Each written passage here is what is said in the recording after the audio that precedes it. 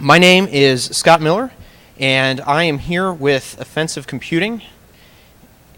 And I'm going to be presenting a new bioinformatics-inspired binary analysis toward coding style and motif identification. And there's a lot of people who are helping me up here. I was NSF Scholarship for Student Service recipient. And there's a number of people here, some of which are in the crowd heckling me now even as we speak. So the big thing that motivated this particular speech, there's a member who couldn't be with us this year at Defcon. He was here last year. So this is dedicated to that B guy. I'm going to be talking about the concept of what I did for my thesis work and then how it was extended. It's a technique or a suite I'm deeming bin blast after the basic local alignment and search tool. I'll be talking a bit about that. And then I'm going to look at two separate applications. One is in version analysis, which is very important if you're trying to protect your own networks and systems. And I'm going to work on, or then follow that up with a discussion on an application for automatic signature generation for viruses.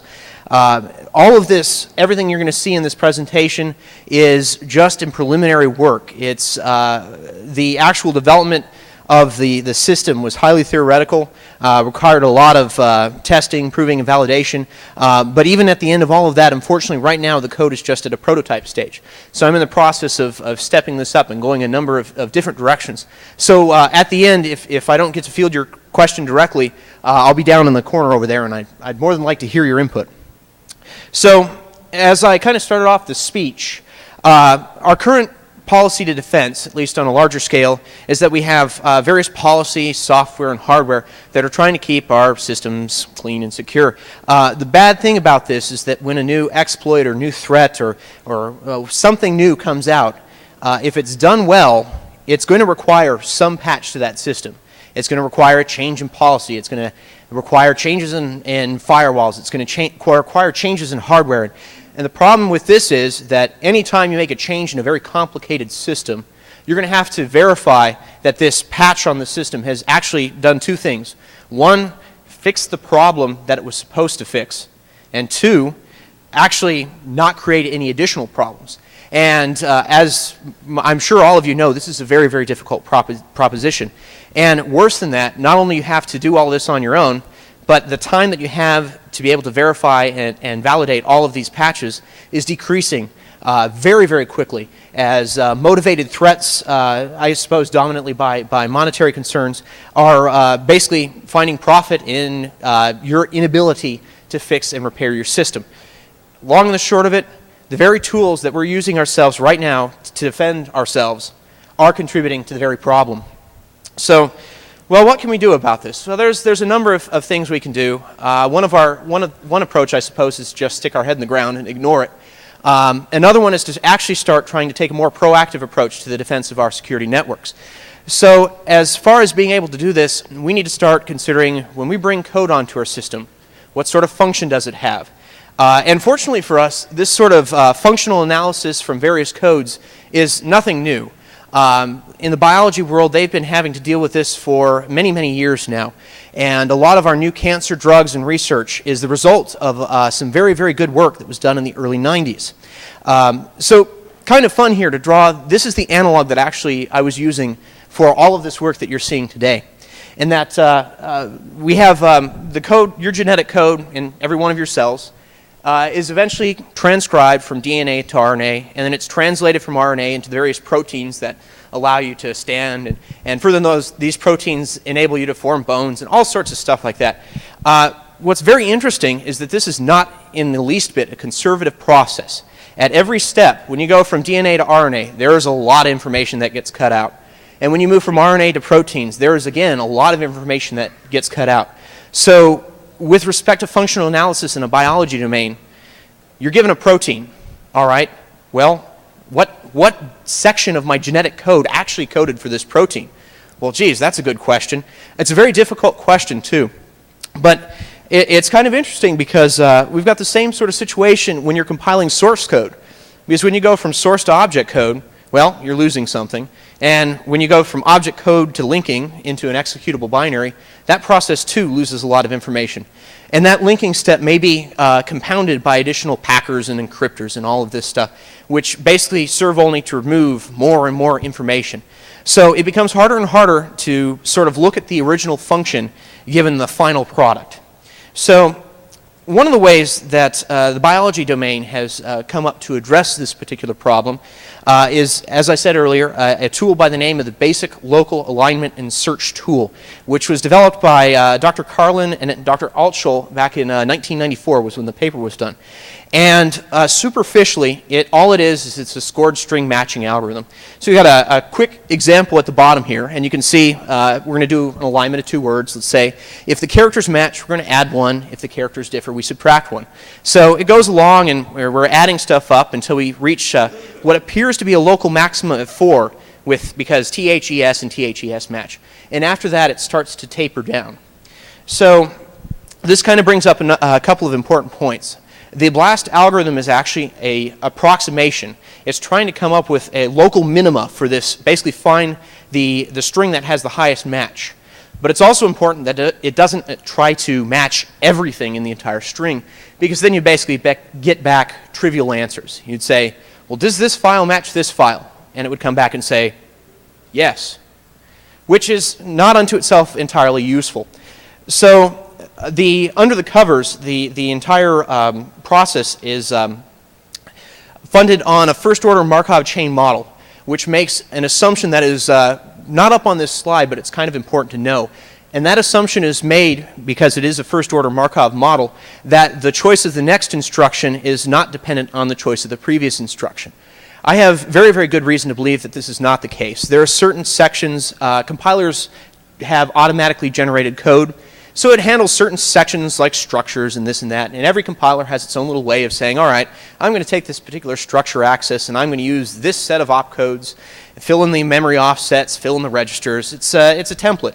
So the assumption, superficially, it seems as though the assumption that using this sort of technique is flawed. Ooh, I've got this problem because you know, the choice of instructions is not strictly independent. However, this is also there's a similar problem in the biology domain as well. So the kind of what I was trying to do here is just get the start of this concept, because once I get this first BLAST approach working, there's a number of variations on the BLAST algorithm in the biology domain that can handle this sort of repetition. And I'm only going to briefly talk about those. So how did I come up with all this? Well, I looked at what DistroWatch said at the time were the top 5 Linux installations. I stripped out all of the binary packages they had on there, looked at all of their instructions, which came up to 500 million instructions, and then came up with a little storage format which reduced it into a common 4-byte format. So there's the first 2 letters of the mnemonic were used in the operator class, and that choice 2 instead of 3 actually maximizes a particular namespace, which is kind of beyond the scope of this presentation, unfortunately. And then I went and truncated the operator to 1 byte, and then had the operands to 2 bytes. So this is kind of making the assumption that in a system, the operands are the most likely to change. And I think this is a fairly safe assumption to make in the x86 system. So what can we do with all this? Well, I'm working on getting together a suite of all of these programs in more of a production code setting, which does not have perhaps the tedium of my thesis, where I was actually sitting with a piece of paper next to my computer writing out offsets. So where it's going right now is I've developed a couple major analysis tools. I've got a quick little program to help build your libraries and indexes. Basically reducing everything into that 4-byte format that I was talking about earlier. And then after that we have the actual comparison engine. And then kind of as a nasty side effect, it's necessary to filter the output. And this relates to the statement I made earlier.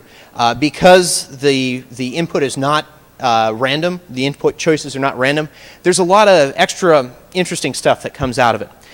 which is something that needs some work in the future. I'll get to that in a bit. And then there's also a program that helps with some visualizations. Does some side-by-side disassembly, helps generate some tables necessary for other tools, things along those lines. So this is kind of the overview of what I have so far. The general process I've kind of thought of is basically you use makelib to build up your library, you perform a comparison, you pipe the output through it, and after that you run that through match output to get the result that you want.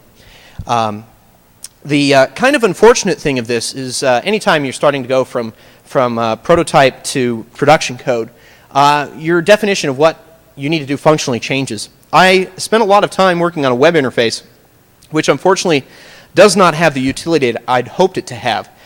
So instead now I'm going to focus a bit more on the command line tools. But this is kind of a sample of what I was able to come up with, where you can see the raw results are in the lower right window, and some of the similarity and coverage tools are in the upper left corner. That's kind of hard to see. I apologize about that. So with that said, here's one particular application that I kind of see for this technique, and that is inversion analysis. So we have here, we're going to do a version analysis of sendmail. So we got 4 versions of sendmail and 2 controls. A negative control, which is completely as far away from the mail transfer agent that's server and socket based that I could get, which is a graphics side scroller by the name of Chromium. And then I have a positive control, which is a sort of competitor mail transport agent to sendmail, postfix. Now, it's kind of interesting here. I want to point out that the last entry, sendmail 891, is the only one that was compiled with a pre-GCC 3 compiler, which this shows up a little bit later. So as far as what you actually get out of this technique are these fairly confusing raw results where you get a score. It's that integer score I was talking about, how long the score is, and 2 offsets where it basically matched in both sets. So you get a sort of what's called an alignment, a scored alignment of 2 sections of code. And dominantly, the major alignments that you see right off the top are these huge sections of code in the beginning, which are responsible for resolving all of the external library dependencies. So this is something that it's very, very repetitive. It goes on and on and on about the same thing. So I'm sure most of you in the back can't read this, unfortunately, but basically it starts off at the top. You have a typical entry point, and then after that you have all of your symbol resolutions, which is this continuous repetition of 3 or in GCC 3.0 it was anywhere from a 3 to 5 opcode sequence that was repeated over and over and over and over.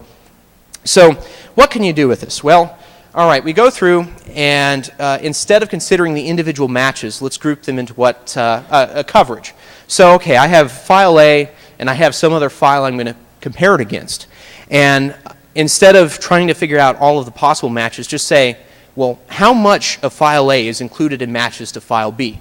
So you can compute a similarity measure, and from this you can compute a distance measure and use, again, a very, very well established biology tool by the name of Philip, which is the phylogenetic inference package. So all of these graphs are directly generated using biology domain tools, which was very, very, very convenient. You'll note from this graph right off the top, you'll see that sendmail 891 is very, very distant from everything else. In this particular graph, which is an unweighted pair group method with arithmetic mean, this graph, the horizontal distance is significant and the vertical distance is just to show association. So what this says is that sendmail 891 is very distant from a common ancestor, where the other 4 or 5 programs are very close to some intermediate ancestor. So this is kind of an interesting graph from the standpoint that in the biology domain there is very, very, very hot debate over the graph on the left and the graph on the right. Now, superficially it might seem as though they're kind of conveying the same information. However, the graph on the left in the biology domain has been hotly contested because it is associated with what's called a molecular clock, where there's an assumption made that mutation rates happen at a constant interval. And in the biology domain, there's been increasing research to support that says this is not an assumption that you can make. And I think it would be safe to not make the same assumption in the computer science domain, because the way malware is adapting and evolving, I pretty much think has no really deterministic sort of mutation rate. So the graph on the right is what's called the nearest neighbor method. So basically, it's a tree. It's a graph as opposed to the left, which is a tree, and it basically shows the current relative distance from everything. So what that graph says is that SendMail 8.13.4 and 8.13.5 are really close together, followed in a close second by SendMail 8.12.9, and then the negative control is slightly closer, or the positive control postfix is slightly closer than the negative control Chromium.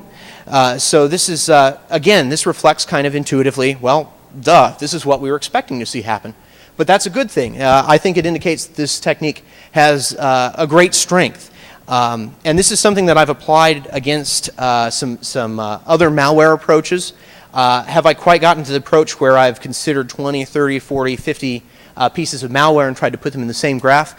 No, not yet. And again, this comes from the ongoing development of production code to automate and produce these results with little interaction. So I'm going to talk now. Okay, so there was one thing, version analysis, which is, again, very important if you're trying to receive and update your system and be able to keep up with those updates and say, okay, yeah, this is, I've got this version of code that came in, and oh yeah, it's this new DLL, and oh yeah, it looks pretty much like the last one, but it seems to have, well, it has something that looks like a rootkit. Oh, that shouldn't be in there. So that's the sort of thing that I'm hoping to address with version analysis. Now, as far as signature generation, again, this is kind of going towards a proactive self-network defense, where basically you as a network administrator, you as a person with your own computer, can verify and validate your own systems. So how does this work? Well, the step one, again, talking about the coverage of various programs, we start off with comparing the file, some malicious malware against other malicious malware, against, that's pretty much your candidate generation set. So you're asking the question, what makes this particular program unique in a set of other programs? And after this point, you're going to get a collection of fragments that are included in the partial or fuzzy matches. And then after that, you can take the negation of that particular set and get the fragments that weren't included in any match. And at this point, the third line down, this is where you're actually working with the sections of code that make the file A unique.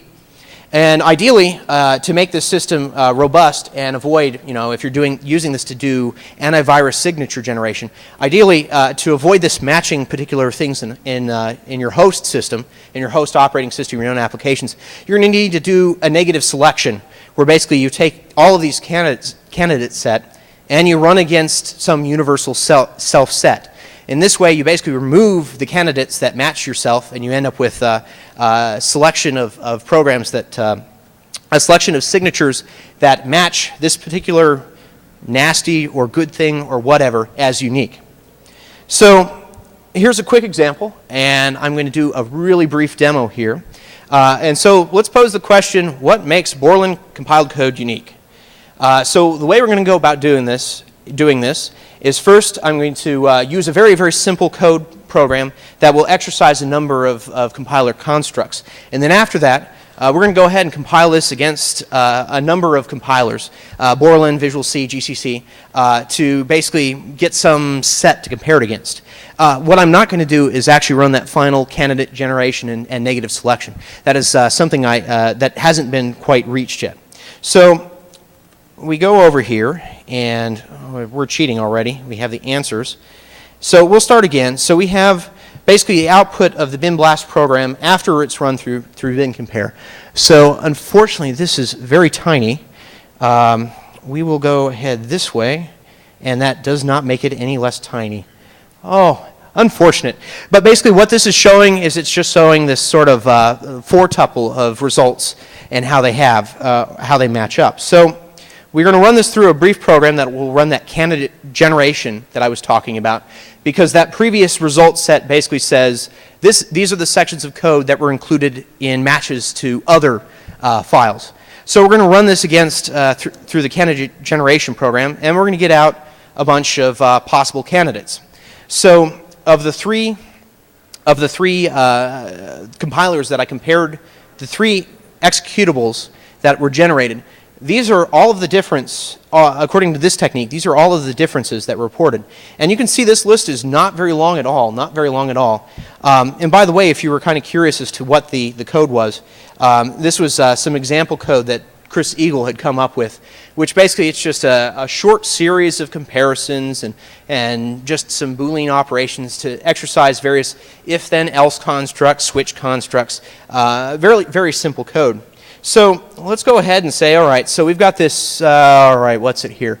It's DE C9DB. It seems to be a unique code. So we're going to pop over here, and we're going to go ahead and look that up. DE C9, so that's just the start of it. So what does this actually look like? Well, and it looks like we're matching on a floating point multiply. Well, geez, that's kind of odd. I wonder why Borland's spitting out floating point code when working with just some simple integer operations. Kind of something interesting. Unfortunately, as I said, the code is moving forward towards production code, so this hasn't gone through a very thorough analysis. And as I said, I was borrowing this example from some of Chris Eagle's examples, so I don't have access to a Borland compiler right now. So this is just kind of a quick overview of what sort of things you can do with this. So back to the beginning of the presentation, which is not quite where I wanted to be. So we were here, and so we were able to very quickly generate a signature, as it were, for what makes or may make Borland code unique. So at this point in time, I have just flown through my presentation. So let's look at some additional information here.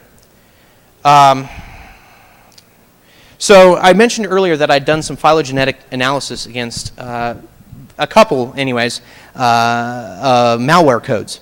So I was looking at three versions here, MyDoom's A, L, and Q, and I had, for comparison, both the packed and unpacked versions. So again, running it through this technique, it refers to something that, it creates something that infers the same sort of technique or what you would intuitively expect. So this is pretty much, all right, well, we know that MyDoom A, L, and Q are very closely related, and indeed, you run it through this particular technique, it comes out with the same answer. What's kind of interesting on the nearest neighbor graph on the right, that MyDoom A and the packed version of MyDoom A are very close to each other. I still have yet to actually sit down and look at quite exactly why that is. It's a bit of an enigma. It may be that the packer was used a bit more judiciously later on. It could be that the MyDoom A code just didn't go through the UPX packer very well. So these are all questions that, who knows? So kind of in summary, what I've talked about so far is that basically by making a simple analog, I was able to pull over a technique from the biology domain. And it seems to be working very well, at least in the test cases I've evaluated so far, that it seems to work well on binaries. And I'm developing an open source suite, and it seems to be sensitive to compiler code generation. Well, there's some other benefits to this as well. Because it is a very simple technique, it has some excellent runtime characteristics, which is something that I'm hoping to exploit in some of the future work. As I said, I'm working right now on moving this to production code, and the people at Offensive Computing are helping quite a bit with this movement. And moving towards things, helping out greatly with their automatic malware classification is the big project that I'm pursuing right now. However, I'm hoping to, in cooperation with their collaborative reverse engineering environment, start to use this to identify those particular motifs. As I'd said earlier, that when you run this code, if there's not randomness in the data, you end up with a lot of repetitions in the output. Well, one of the ways that in the biology domain they've actually solved this is by identifying particular motifs, which is kind of a fun concept, in that you can go through and say, all right, well, I've done some reverse engineering and I've come up with this. This is a ROT13 decoder. All right, and I've looked at it, and so I add it back into the reverse engineering database, and I say, all right, this particular section of code here is a ROT13 decoder. And then anytime that particular code sequence shows up again, you have a database of this is the motif. So let's say you get something brand new, like you've never seen MyDoom, assume for a moment you haven't seen MyDoom D before. So you run it through the algorithm, and all of a sudden you get a match to this particular library you have of existing code motifs, of stuff that you've spent a lot of time to develop and a lot of time to consider. And, well, lo and behold, all of a sudden you're getting a large number of matches to this ROT13 decoder. Well, what might that indicate? Well, perhaps this particular virus is using some sort of encoding scheme like that. So from the standpoint, I'm sort of approaching this as not only an automated tool, but an interactive tool that will allow you to database your previous reverse engineering experience and extend it to your new work. Because, as I keep on saying over and over again, the time that you have for identifying patches to your system is going to go down to almost zero. And so you need to be able to have some way to defend yourself. And soon this will all be available at the offensivecomputing.net site. Unfortunately, as I said, it's kind of a tedious process of trying to find new functionality, refining the program analysis, and moving forward. So at this point in time, I'm running well ahead of schedule, but I'd like to open it up to any questions in the audience. Now, there is a microphone in the center, so if you have any questions, go ahead, go out and use that. Are there any questions right off the bat? Oh. I was just curious how your analysis would handle polymorphic code. Well, that is an excellent question, and there was very, very early on there was a great consideration as to how might this technique be robust against such a problem. And one of the ways in which it does this is that it tries to make the assumption that, all right, so every architecture has some sort of move operation of some sort of memory management, and you have your adds and your subtracts and your multiplies, your divides, your pushes, your pops, well, depending upon your architecture. So instead of just strictly considering, all right, this is the instruction, I'm going to do an exact string match, I'm going to do a fuzzy string match. So if I match just the operator class, so I've grouped all the operators into a class, if I match just the operator, I'll add 4. If I match the entire operator, not just the class, I'll add 5 to the score. And if I match the entire operator and all of the operands, I'll add 6 to the score. And if there's no match at all, it subtracts 4. And this was the result of the Carlin-Altschul analysis mentioned here. So in this way, it has some resistance to polymorphic code in that it's looking not only at the specific operators, operands that are being issued, but kind of sort of the general gist of things is what it was going for. Additionally, because this is doing sub-alignment matches, it's resistant to quote code reordering.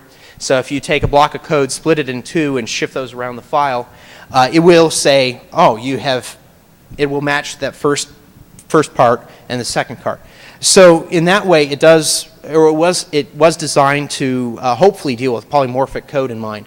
Unfortunately, as I said, it's one of those exciting things actually to be able to have something that's just kind of at the start, and it's something there was part of the design that it would be resistant against that, but as far as how it actually does, well, that's a good question.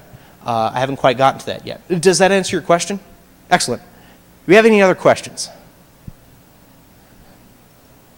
You ever used or heard of a tool called BinDiff? Yes. Yes, this differs quite a bit from BinDiff in that BinDiff is looking at a sort of function block level, and basically it is looking and going through and cataloging the various function calls that are made, and basically sort of doing analysis on kind of sort of a basic block level.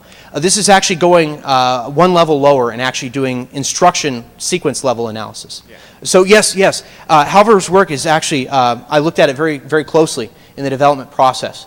And it may actually have superior performance to this in terms of runtime analysis. This is a bit more heavyweight approach. This is, as I said, this has the potential to possibly have a better resistance to polymorphic code. Who knows? The long and the short of it, does that, first of all, does that answer your question reasonably? The long and the short of it was mentioned in Danny and Val Smith's speech earlier that everyone needs to collaborate. We all need to collaborate as far as trying to go against reverse engineering of malware analysis. So is there any one singular solution to all of the problems that we're facing now? I think not. It's trying to come up with a general solution. There may be some general solution to this approach. Who knows? But I think it's kind of interesting and important that everybody collaborate and say, oh, okay, well, we got this tool. I've got it to a point where it's working. Well, how well does it work? How well does it work against BinDiff? And that's actually something that I've not really had a chance to get my hands on yet. I have an evaluation copy now, which I'm going to look at and play with and see how it does. So this is just kind of the result of a quick paper napkin idea. Well, what can I do with this? And it's kind of going from there. Incidentally, he made reference to a program called BinDiff, which is the third from the bottom reference that I have here. He had a paper by the name of Structural Analysis, or it was a Structural Comparison of Executable Objects, which was one of his earlier papers. He's done a lot of work since then. I believe there's even a new version out. So yes, I'm very interested in looking at that. And again, does that answer your question? Yeah. Excellent, excellent. Do we have any more questions? How does it handle code that is designed to generate instruction offsets at runtime and then use indirect jumps or calls to obfuscate the actual code locations? That's a good question. Let's see, do I even have an example of that here? No, I'm not going to. That's going to be probably a bad idea. As far as that, unfortunately, all of the work that you've seen up here on the screen today has been based off of assembly generated by the objdump util, which is a spanning search type disassembler where it basically starts at the beginning of the code section and starts to produce opcodes. And incidentally, this particular approach does a very poor job of what you were describing, where basically it has code that will jump to some sort of offset fragment within the existing code. And as it stands now, using objdump, it does an incredibly poor job of that. However, I'm looking at actually making use of some better disassemblers, looking at linking into IDA Pro, which has kind of an interactive disassembly approach where you can walk through and say, okay, well, if I do a static disassembly, this is what it's going to look like. However, there's a lot of stuff in here that's intentionally fooling the disassembler. So if I step through and say, well, no, this is not quite the alignment you were expecting, let's go back and start that again. So that's one approach to doing it. Another approach to doing that I have considered is kind of related to another interesting way that this might go, which is actually looking at just straight dumps off the network, straight dumps from memory. And in much the same way that the encoding process with DNA works, where basically you have to define a structure or a reading frame before you can actually begin this process. Much the same way, consider all reading frames. So, okay, I start a static disassembly at this byte. I generate some disassembly. Well, how'd it turn out? Okay. And then just move one byte forward as opposed to trying to go through the instruction directives move one byte forward instead of moving 2 or 3 bytes forward as one might expect given the particular instruction that's being executed. So that's another way to do it. So yes, unfortunately what you see up here does not do well with that. But I'm looking at some ways to try to be able to address that in the future. Does that answer your question?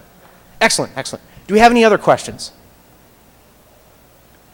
Do you see this as applying equally well to assembly language from all different architectures, or is this x86 specific? It's an excellent question. As I kind of was a little quiet, so your question was, is this cross-platform? Is this applicable to other architectures? Yes. Okay. As far as that, yes. The way the hashing algorithm was developed to do the code classes and or do the operand classes, it's an automatic system that regardless of what your disassembler spits out, it will be able to do that sort of analysis. And it will be able to match the moves, adds, and whatnots. Unfortunately, different architectures have some major differences in the way their code is actually generated. For example, whereas the x86 architecture is a stack-based architecture, memory-to-memory instruction architectures, so I don't know, something like maybe a PowerPC type architecture, the code that's going to be generated is probably going to look quite a bit different. However, the kind of corollary to that is that there are a number of systems out there now which are including virtual machines and trying to do cross-platform development. So by the very nature of trying to develop code that works on many different architectures, I'm hoping that this technique will have some, actually improve its detection of that type of stuff. Does that answer your question? Yeah. Excellent. Excellent. Have you seen much striation in your output based on the breadth of opcodes used for different instruction sets or special purpose opcodes for specific processors? So your question is basically Does it separate out based on the instruction sets compiled with, and if they're using anything that, like, say, the C language won't represent in an opcode? That's a good question. No, I haven't looked at that yet. I haven't quite looked at a broad spectrum consideration of a great variation. The dominant compiler that was used in this work was GCC, because that's just what the distributions that I was using. How well does it hold up against other platforms? No clue yet. That is something that is most certainly on my to-do list, and it kind of relates to not having the full up production code yet. So that's a direction I'd like to go. Does that answer your question? Oh, good. Good. Well, the question was, for those of you who couldn't hear, he asked, how is that helping to clear the tubes? Well, you must understand, it's not a truck. You can't just put anything on it. So this is going to take a racehorse and put it through the tubes. Does that answer your question? Okay, all right. Question back there. So the kind of graph you've shown, right, the phylogenetic tree, so you would get those, especially the one on the left, with any kind of a hierarchical clustering scheme, correct? Yes. Say with Huffman clustering you would get that, provided that you have the distance. Same thing applies to the nearest neighbor, key nearest neighbor. Again, provided that you have a distance, you will get that sort of a picture for any distance that makes sense. So now, I understand that you're using BLAST as a means of obtaining that distance between two stretches of code, between two passages of code, right? Yes. Transformed according to your bitwise, opcode compression classes, Yeah. right? Yeah. So these being your features. But have you tried simpler distances, perhaps? Something like, you know, a naive Markov first order model, you know, this opcode predicting the next opcode. That's a lot less sophisticated than BLAST, but how well would that do? Well, that's a good question. Wouldn't that produce the same kind of thing, or would that be all over the place? Honestly, I don't know. It's a way. Actually, in the number of presentations that I've given, kind of leading up to this Black Hat presentation, that has been something that has come up a number of times, and I have no answer. I've not actually pursued that particular sort of not sidetrack, but sort of parallel to this research. Does a simpler model actually produce the same results? Well, what I'm proposing here is that we step back and take a wider view at this formalism, and what this formalism really means is that you are defining a distance between two stretches of code. Mm-hmm. BLAST does not have to be that distance. It can be something based on naive Markov, hidden Markov modeling, and so on and so forth. Okay. Right. So yeah. It's not like BLAST is. So it would be really interesting to see whether code is like the genome, or maybe code is somewhat different from the genome, and a different distance would give you a better measure, right? That is an excellent question. Actually, while you were presenting your question, I came up with kind of some related research that I'd gone over. I'm not the only one who has. I'm not the only one who's been considering trying to do this sort of nearest neighbor type analysis. And actually, there's two people out of, I think, Italy, Eero Carrera, and I unfortunately can't say his colleague's name, just my language skills are not sufficient to be able to do all that. So Eero Carrera and others had a paper back in 2004 as digital genome mapping, where they used a slightly different measure for determining the distance. And it showed, again, even, it was not the same, but they were able to get the same sort of graphs. Yeah, so you could get mutual information between bytes at different distances, right? Yes. The information theoretic, I think this is what they used. Yeah. I think this is the sort of thing that they use. You could use, we can take this offline. Oh, okay, excellent. But yeah, it was a great idea to use BLAST in it, you know. Well, it was kind of the underlying approach was, all right, well, we've got a similar problem. What tools work for that similar problem? Well, hey, here's sort of the Swiss Army knife. Does it work here? Yeah, it does. Well, how far can we extend that analogy? But you do bring up a good point. This sort of research would probably benefit from a sort of cross-analysis to other sorts of distance measures. Because is this the only way to develop a distance measure? No. It's just the one that I've kind of been looking at for now. So thank you for your question. Thank you. Any other questions? All right, again, thank you. You've been a great audience. I appreciate your time, and thanks much.